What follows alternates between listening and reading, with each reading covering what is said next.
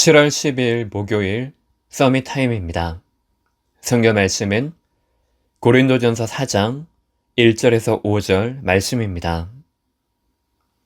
고린도전서 4장 1절에서 5절 신약 267쪽에 있습니다.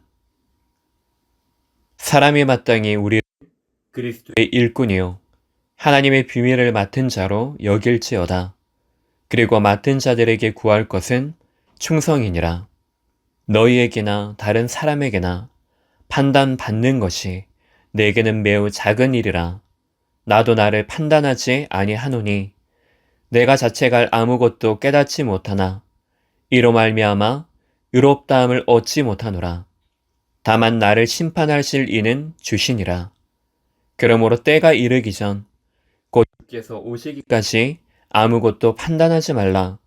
그가 어둠에 감추인 것들을 드러내고 마음의 뜻을 나타내시리니 그때에 각 사람에게 하나님으로부터 칭찬이 있으리라.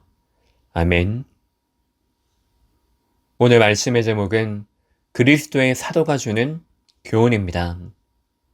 고린도전서 4장은 3장에 이어 신앙의 본질을 놓쳐 판단하고 교만한 모습을 꾸짖으며 올바른 성도의 삶을 자신을 들어 질책과 함께 권하는 내용을 기록하고 있습니다. 오늘 1절의 시작은 3장 마지막 절을 근거로 시작하고 있습니다. 3장 23절 성도, 교회는 하나님 것이라는 그 근본에서 시작합니다. 이것이 성도의 기준이 되어야 함을 말하고 있습니다. 첫 번째로 우리는 그리스도의 일꾼이요 하나님의 비밀을 맡은 자입니다. 1절에서 2절 우리가 하나님의 것이기 때문에 다른 사람이 마땅히 우리를 그리스도의 일꾼, 하나님의 비밀을 맡은 자로 여길 것을 말하고 있습니다. 그래서 성도의 시작을 어떻게 하느냐가 너무 중요합니다.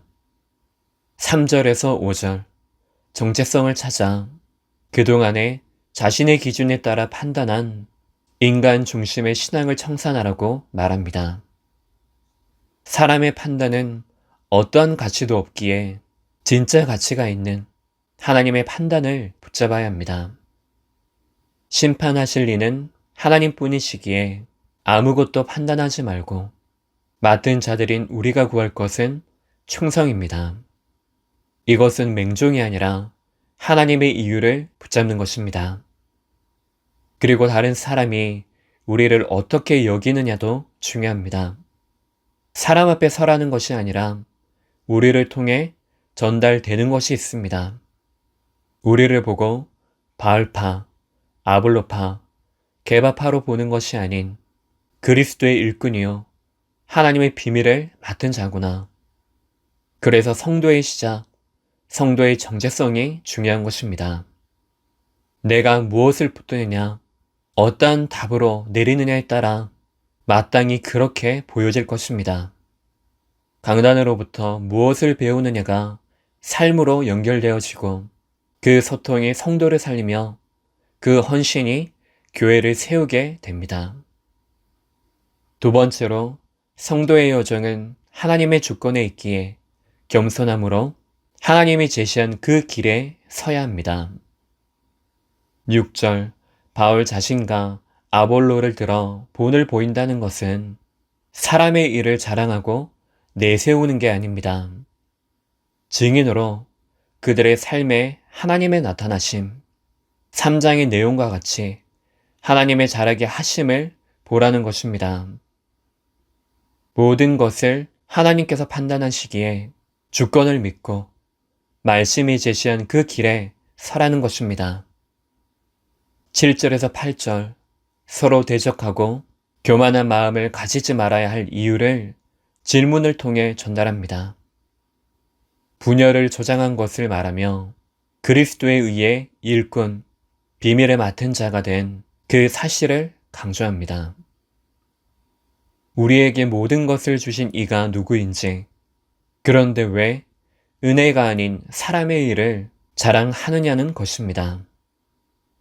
9절에서 13절 하나님의 은혜를 인정하지 않고 사도의 가르침이 필요 없는 교만한 왕도로 다는 상태를 말합니다.